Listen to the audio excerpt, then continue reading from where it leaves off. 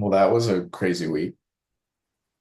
Entire country got snow, Oh, that's what it was. huh? The entire country got snow and the entire country got bombarded with changes left and right. Yeah, lots of executive orders. That happens every time though, you know. Lots of Yeah. executive I orders don't on remember there. it being like a barrage. Maybe I'm just not remembering, That's right? your But like algorithm. Your maybe, your algorithm didn't show you the other barrages. maybe. Oh, I have a ton of people that I engage with on all my social media from both sides of the aisle. Yeah. Um, like I've never been one to like block or remove or snooze people that say things that I don't agree with. I usually will either ignore it or I'll engage with it. Um, yeah. But yeah, those algorithms can definitely be dangerous echo chambers, that's for sure. Yeah. Yeah, my algorithm is mostly people working out and just, weird stuff like that. Yeah. Well, this week was a big one for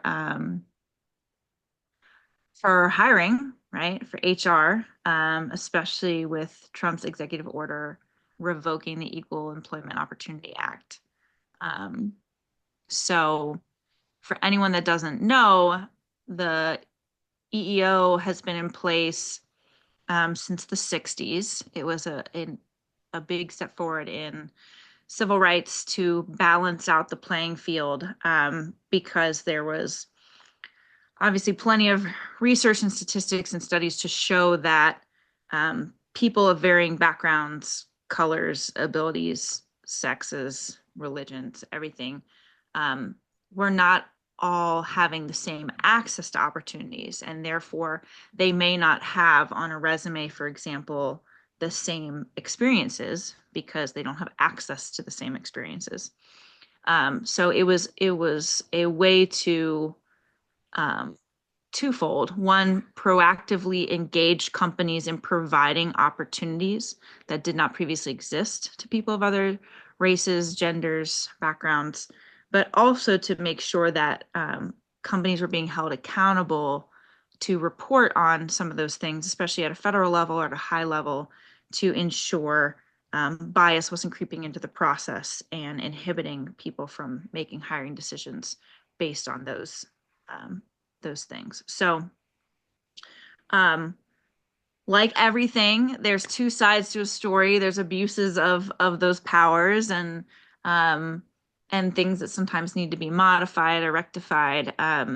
So I think probably the HR world is in a tizzy right now, no matter what side of the aisle you stand on, just because it's going to change a lot of things. So um, I don't know how much you know about this will or have read about it. I know you're usually pretty informed. So, and for anyone that's listening that doesn't know, Will and I have a very strong friendship and relationship and trust built. We argue with each other all the time. We also have different political views. So, we thought it would be interesting to talk through this live. We have not pre-planned anything. We're just Yeah. chatting.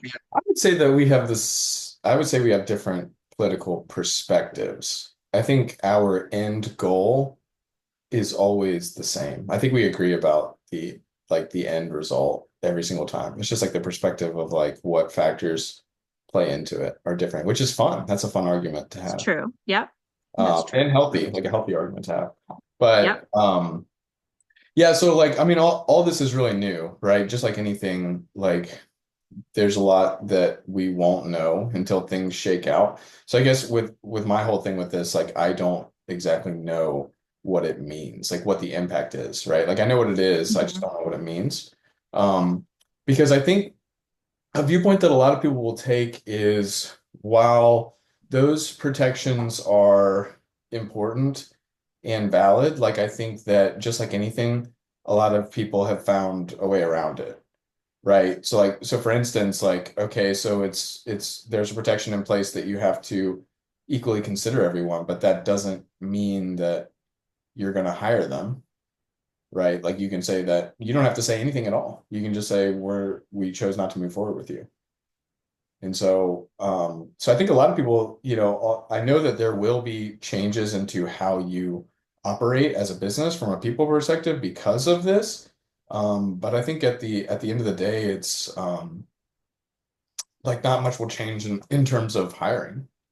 What do you think? That's interesting. Because you know what I mean? Like that's everyone's biggest argument and complaint about interviewing, like when you're in a job search is very emotionally taxing. It's very difficult. And so a lot of times people get ghosted, they don't get feedback. They go through all these interviews and they get a generic email that says, we chose not to move forward with you. And everyone's like, oh, I want feedback, I want help, I want to know what I need to do differently. I want all these things, right? And the reason why employers don't provide that is because they don't want to get sued. They don't want to say, Hmm. and it might not even be that they're doing something wrong. It's just that they say the wrong thing, right? Yeah. And so, um, and they don't want the lawsuit. They don't want the time and the resources that it takes. They might not have been doing anything wrong, but in order to prove that they were doing nothing wrong, they have to spend a lot of time and energy. And so in order to prevent that, they make things as generic as possible so that they can't be pursued legally. And a Hmm. lot of people have a problem with that, which I understand. Yeah. Um, but point being is like that's kind of how it is on the hiring side, right? Like people have just become very, very bland with their answers, as to not be subject to a lot of these protections.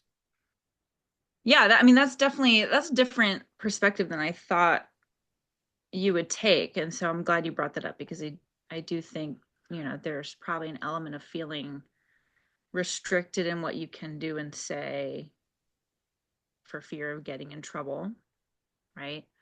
Um, and there are certainly people that are still going to hire or not hire on the basis of those things, for sure. Whether you can prove it or not, right? Um, I think the other piece that probably is fueling a lot of support for this decision, which makes sense, you know, in a degree, is um, feeling like companies make diverse hires as opposed to qualified hires, right? And so what I mean by that is, oh, they're a diversity hire. Like they're checking the box to make sure that somebody of a different race, gender, religion, or background is filling a cap, right? Like we have to have this number of people of a different background. And so qualified people might get pushed out for that reason. And so that is um, a big push, I think, in terms of people that are standing pro rolling back this order. Um, and there are definitely companies that do that, you know, for sure. That happens. I'm not going to lie and say it doesn't. Um, but I think, kind of like your point, right? There's no foolproof plan. So we have to kind of look at the majority that we're trying to affect. And there's no foolproof way to make sure that with an executive order or an act like this, a civil rights act like this, that nobody's going to be still hiring or discriminating on the basis of those things. There's also no foolproof plan to say that they are not going to be checking a box and turning away qualified candidates just to simply hire someone diverse, right? But I'm kind of like a big picture and data driven person. So I think where I land on this is I did a lot of training in unconscious bias, right? We had this conversation earlier.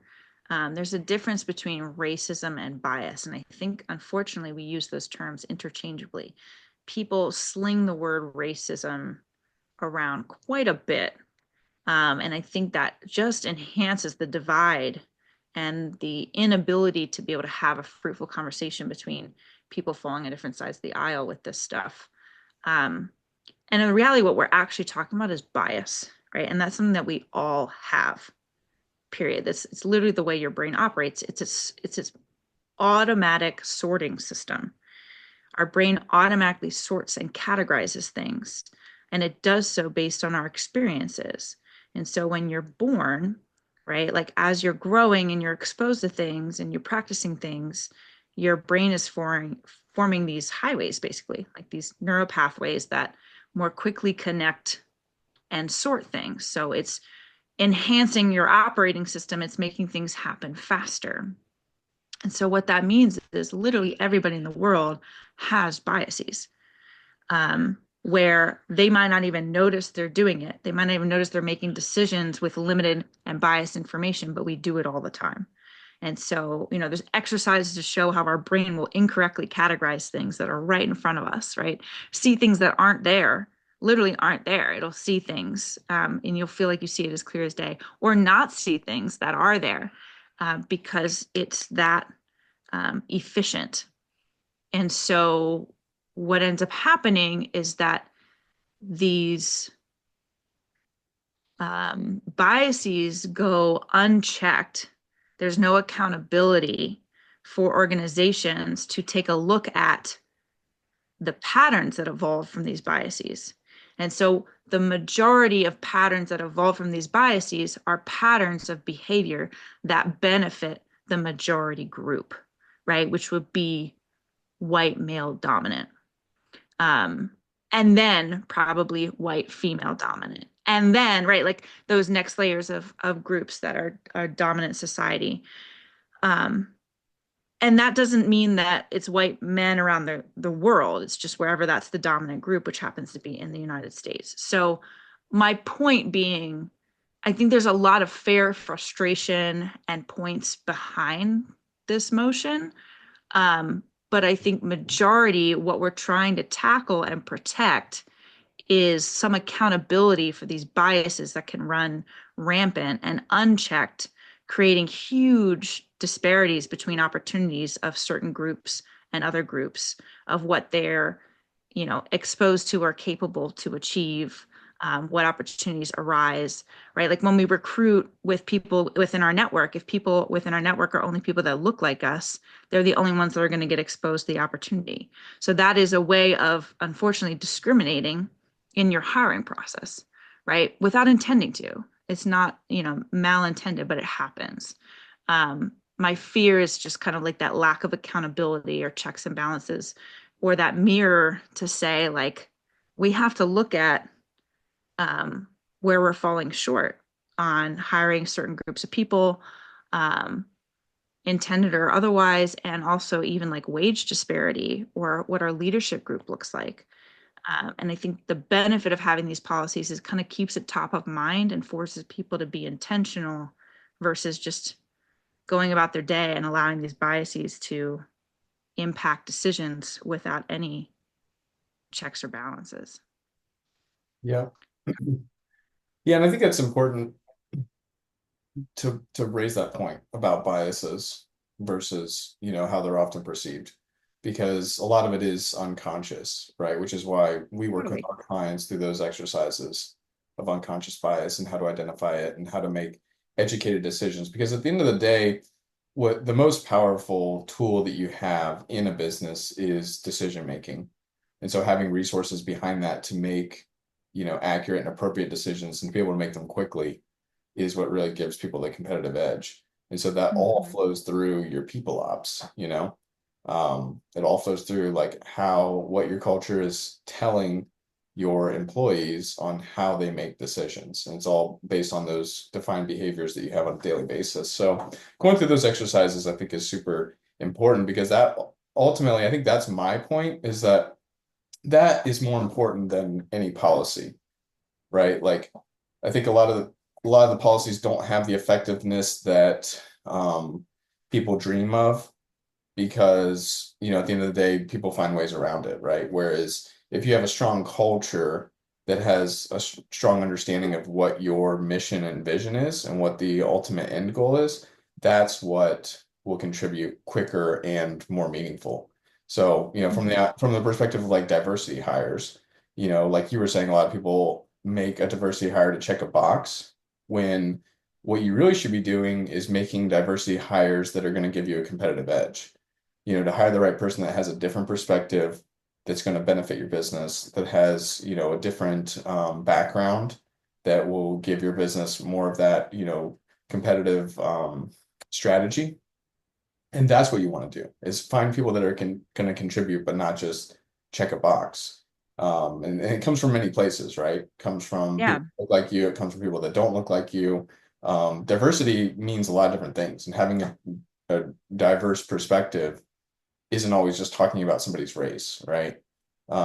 So having those right tools, going through those right exercises to be able to make those decisions appropriately, I think is more valuable than a policy. So I guess I'm kind of interested, like, so with the policy going away, like what do you think is a valid fear that will happen? Because you had mentioned that it gave people access to things. Yeah. Yeah. I What do think you feel there, like is there's, people will not have access to now?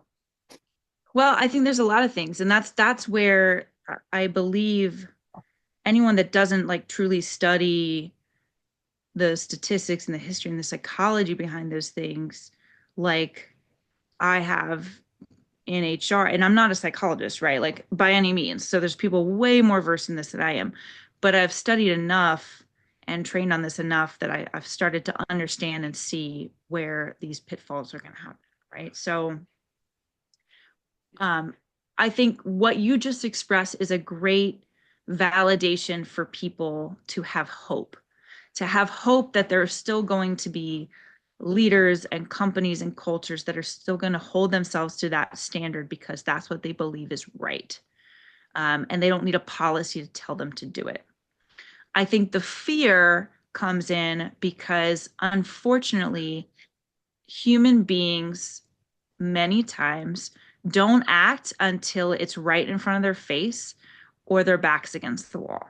Right. And we see this all the time with working with clients in compliance.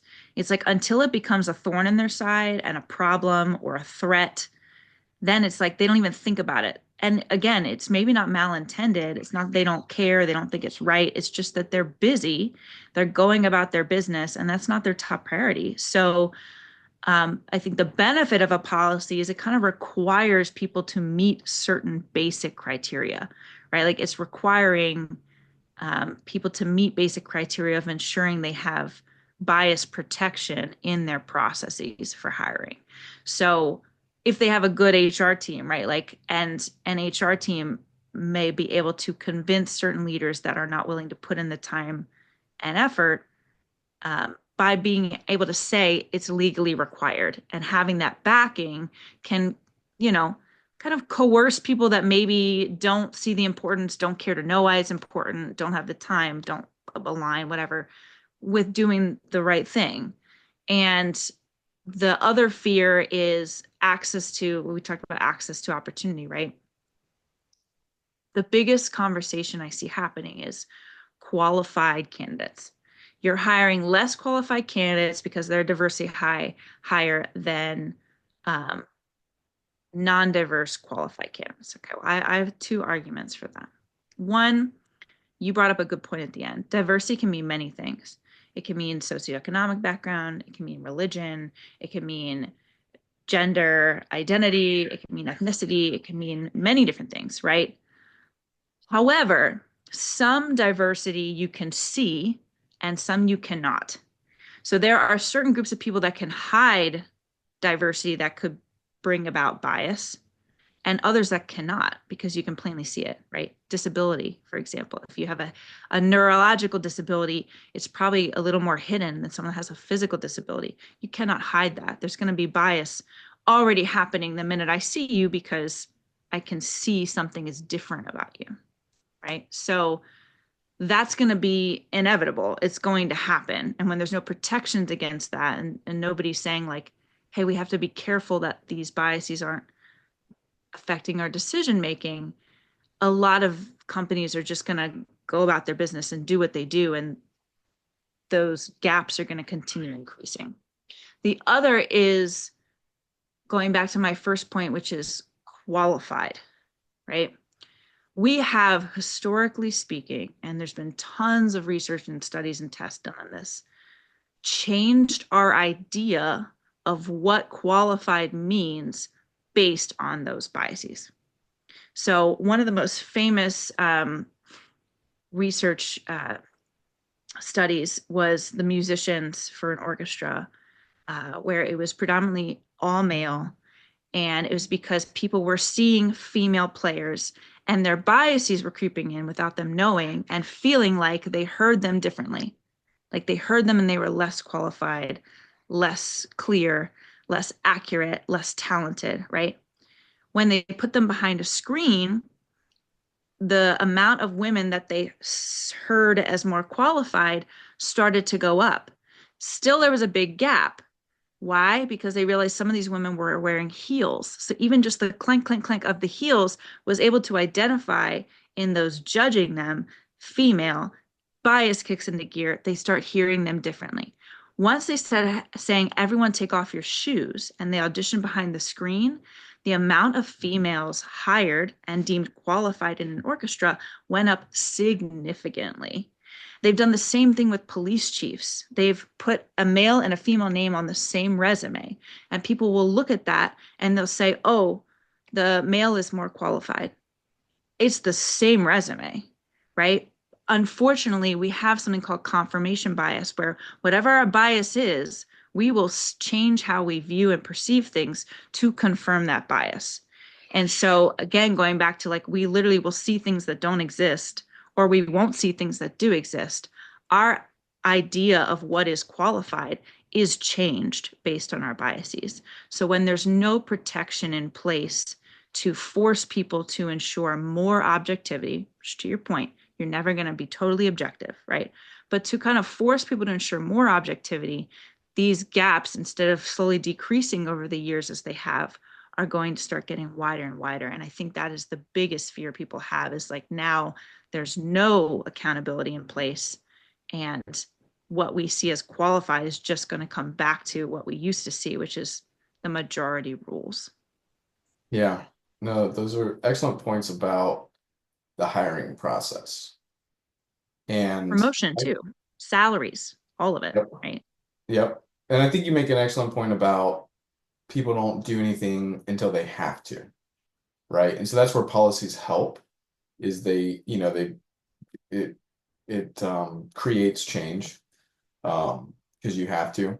But I think that, going back to my point, everything that you described are things that companies can do, right? Totally. And so, And that's the hope, right? Companies will still hopefully do the right thing.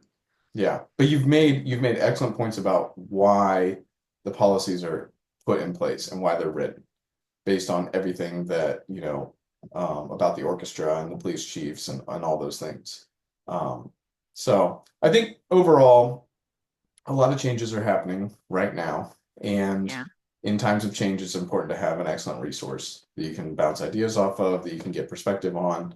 And so, as these changes come in and affect your business and affect your people operations, it's really important to, have somebody that can help you sort it out. Yeah, 100%. And hopefully anyone listening to this has, a good strategic thought partner. Again, I highly recommend you find strategic thought partners of diverse backgrounds, right? That think about things differently and let you view things from all angles. It is a competitive advantage. It always has been. It's proven time and time again. It always will be. Um, and if we are that resource, great. We're happy to chat any of this stuff. But um, in times like this, we're going to be having to have tough conversations and lay it all out on the table and talk about the impact of things on very real people.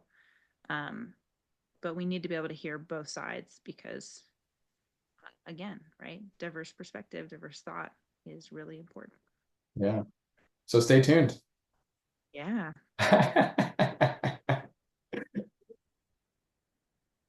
All right. Well, thanks for bringing that to my attention, Alex, and talking through what it means and what the impact is, and um, the best topics for people to start thinking through.